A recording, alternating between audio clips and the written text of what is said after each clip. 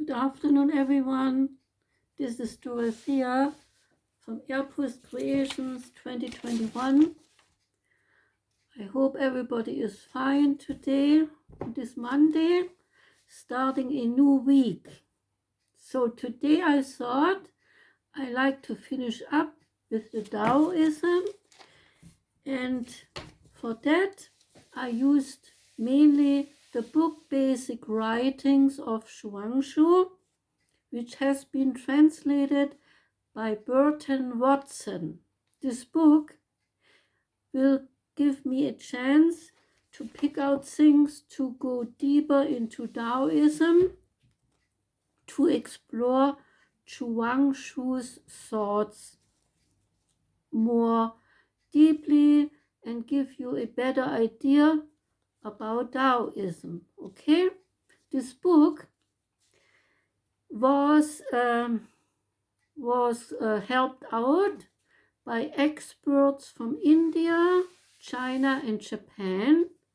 These experts helped with the translation to further clarify words and meanings of the book, because Taoism is quite difficult to understand since it replaces conventional thought with unconventional answers. So let's start. Shuangzi's personal name was Shu, and he was a native of a place called Meng, which could be seen as the present-day Honan, south of the Yellow River. This puts Shuangzi in the state of Sang or Sung, S-U-N-G. The citizens of Sang were descendants of the Shang people, and the Shang people have been honored by the hymns of Shang in the Book of Odes, one of the classical 6 books of Confucianism. The citizens of Shang were oppressed by the more powerful states, which at the time belonged to the lineage of the Shu conquerors. Shuangzi had a brilliant and an original mind.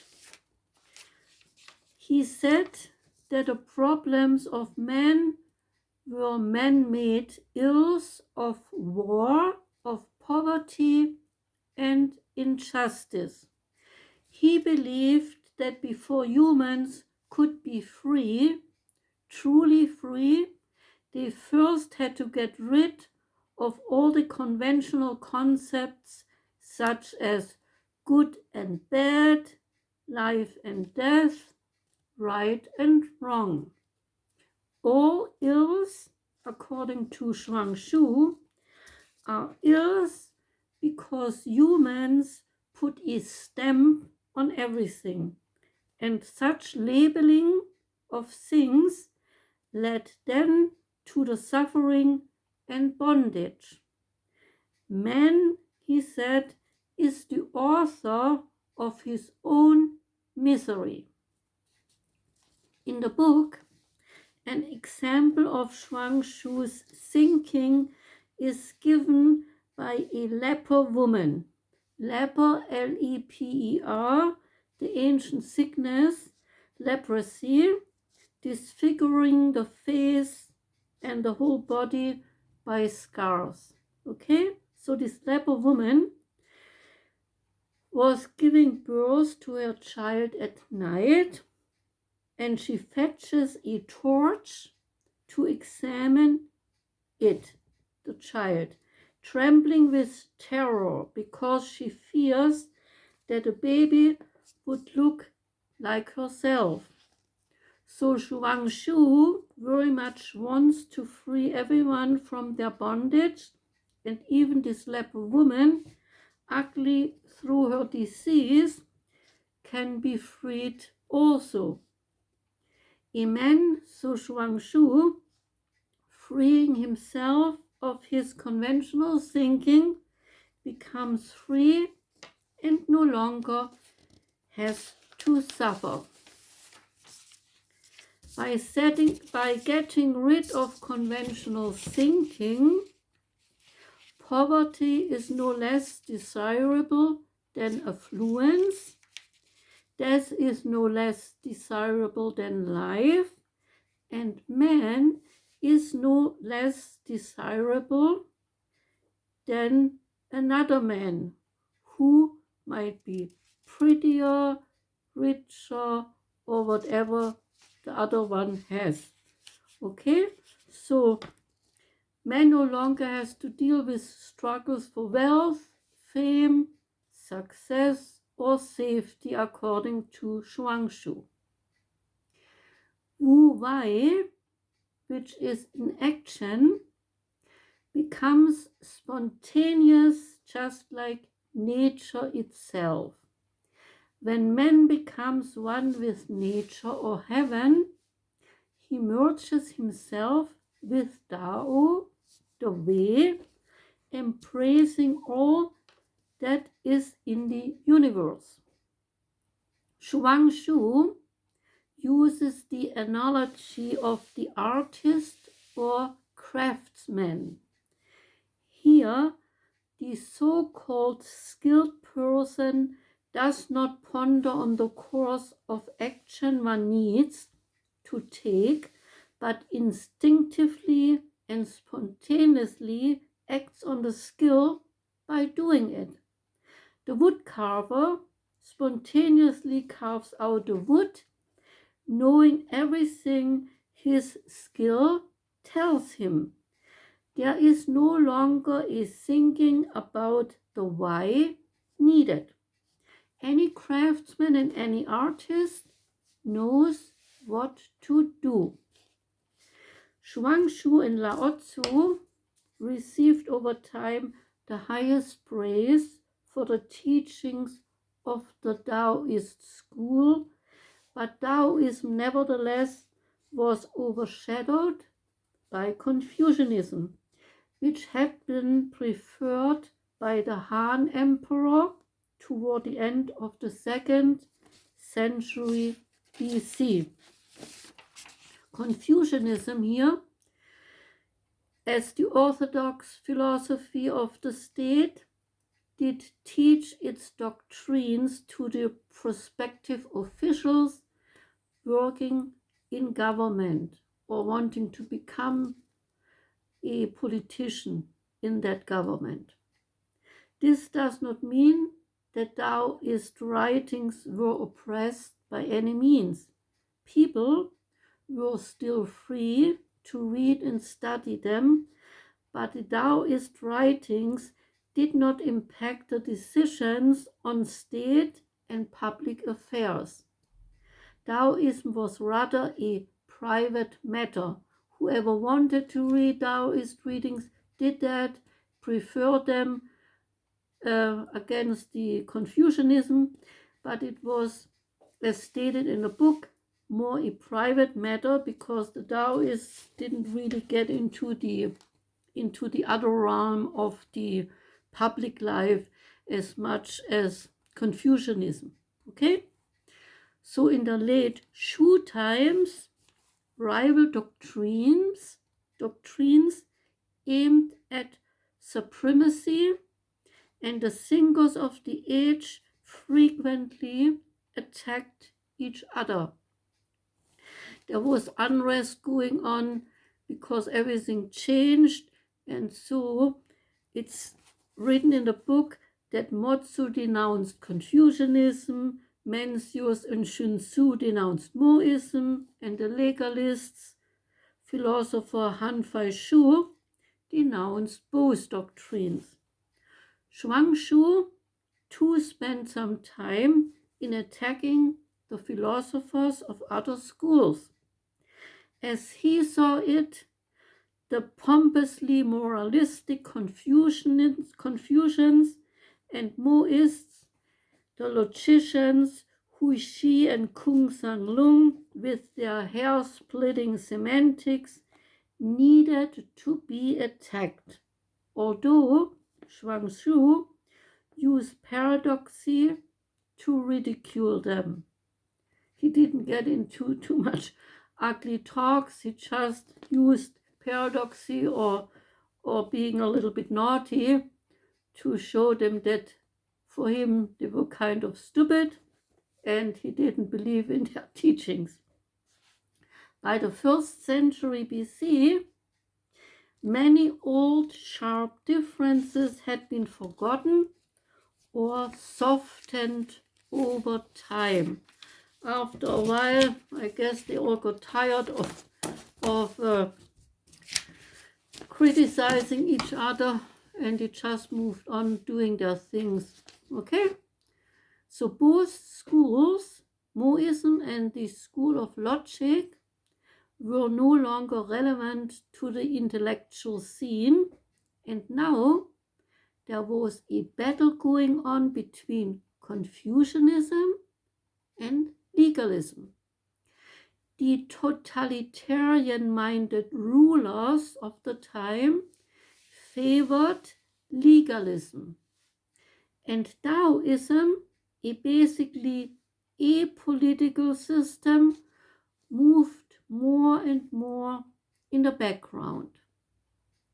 Confucian scholars utilized the Taoist concept of inaction by wanting to make a strong bond against the ever so growing legalist movement. Like so many Chinese of later centuries, many of the Han Dynasty were both Confucians and Taoists.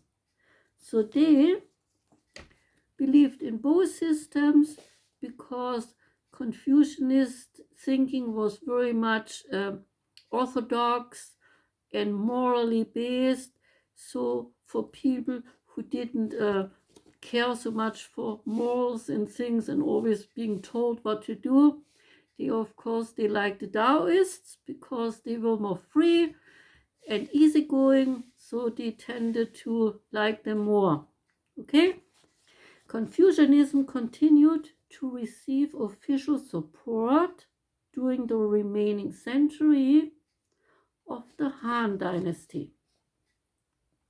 With the decay and the final collapse of the dynasty in 220 AD, the empire did split up in 3 rival kingdoms.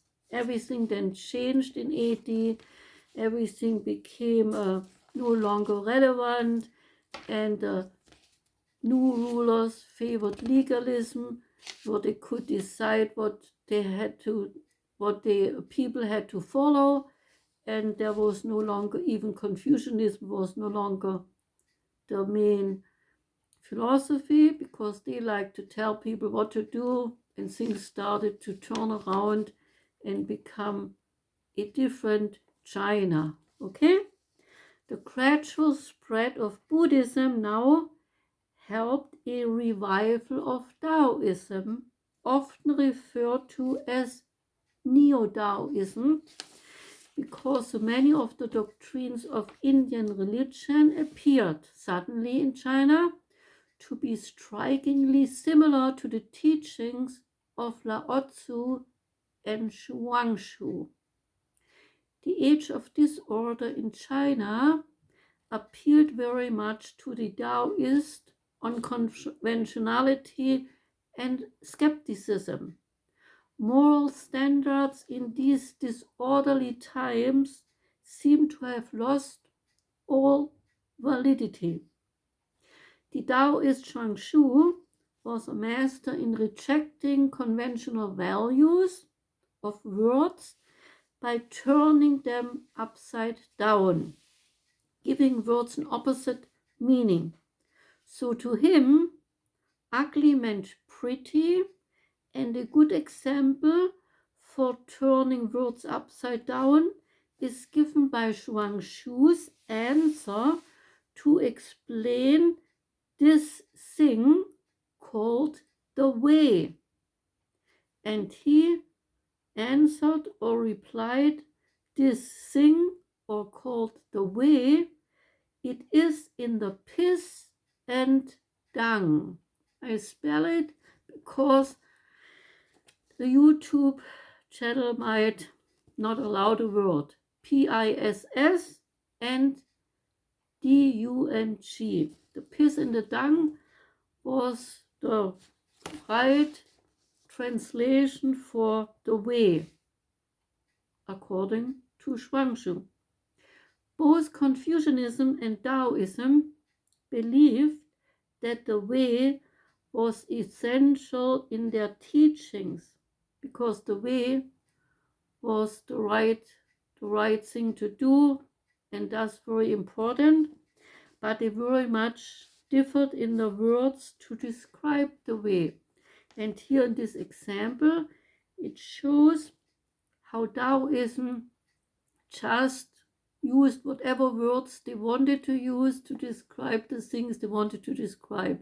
They didn't care if others got shocked or others got maybe angered even. They just did what they did, and for them that was the right way to tell the world what they thought about things.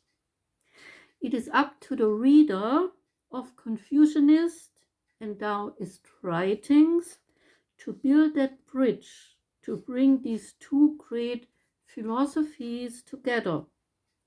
Both are very different, yet both can be enjoyed on their own terms.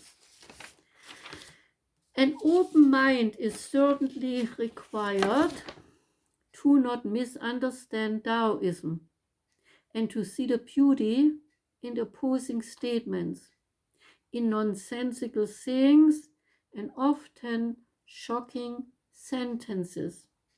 Taoism does this to make us rethink everything that has become conventional thinking. Taoism wants us to see the useless become useful, the ugly become pretty, and the poor become rich, and so forth. One last story maybe lets us see what Shuangzi was all about. When Shuangzi's wife died, a friend visited him to convey his condolences. He found Shuangzi sitting with his legs sprawled out and pounding on a tub, singing a song. The friend, very surprised seeing this, confronted Shuangzi by telling him that his behavior towards his dead wife was not respectful. He said to him, "She was your wife, she gave you the children, and you are sitting here pounding on a tub and singing. This is going too far, isn't it?" And Shuangzi had that to say by replying, "You are wrong. When she first died, do you think I didn't grieve like anyone else? But I look back at her beginning and the time before she was born. Not only the time before she was born, but the time before she had a body. Not only the time before she had a body, but the time before she had a spirit. In the midst of the jumble of wonder and mystery, a change took place, and she had a spirit. Another change, and she had a body. Another change, and she was born. Now, there is another change, and she is dead. It's just like the progression of the four seasons: spring, summer, fall, winter. Now she is going to lie down peacefully in a vast room. If I were to follow after her, bawling and sobbing, it would show that I don't understand anything about fate. So I stopped. That's a good example introducing the paradoxical Taoist Shuangxu. Taoism is very tempting because it turns upside down what we normally consider common sense. It changes positive to negative and negative to positive. That is the power of Taoism. So, it wants us to become aware of what has become an all too easy understanding of things, describing pretty versus ugly, good versus bad, rich versus poor. Describing something is just using words, not saying much at all, according to Shuangxu. Nature, the creator of everything, does not distinguish things. Nature creates whatever it creates. All is good. There is no ugly. There is no bad. There is no poor. So in a sense, Taoism is a very accepting and wise philosophy. This philosophy teaches us that everything has a purpose in life and everything is good the way it is. Nature cannot be changed or altered just to make it fit a human perception. Accept all things on earth and you will be all right. So, I hope that gave you a better idea of Taoism and Eastern thought. Wednesday, I like to introduce a man here on my channel, and the man is called Siddhartha Gautama, and he was the founder of the movement Buddhism.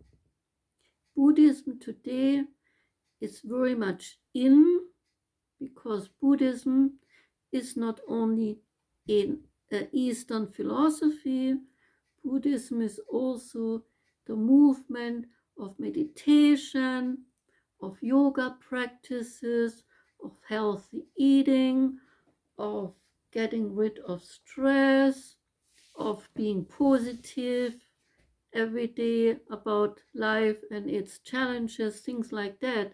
So Buddhism is seen as the magical answer to almost everything in modern times.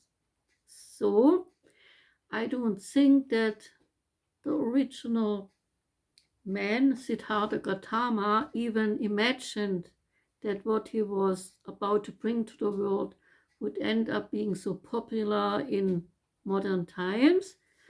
But nonetheless, I think it is interesting to get a bit insight into the movement of Buddhism, how it all started, how it all spread through other places than the native place where Siddhartha Gautama is coming from, and why it was taken over by so many different countries, and all that we will find out starting on Wednesday, but I don't think one video will be enough to explore everything, so maybe 2 or 3 videos are needed to get deeper into Buddhism. Okay, but on Wednesday we start with that, and I hope that lots of you will tune in and find out about Buddhism here on my channel. I invite you all. I'm happy if you tune in. I'm happy anytime you visit my channel. I'm thankful. I like to thank everyone who is listening, tuning in. Thank you a lot. I'm happy that a few, in the meanwhile, tuned in and gave me a bit time to find out what I'm all about. I'm feeling happy about it. I thank you all from all my heart, and I hope you continue to tune in and find out what I'm doing in my channel. Okay? So thank you very much. Please stay true, come in and listen and visit my channel. I beg you. Okay? Thank you very much. Bye bye.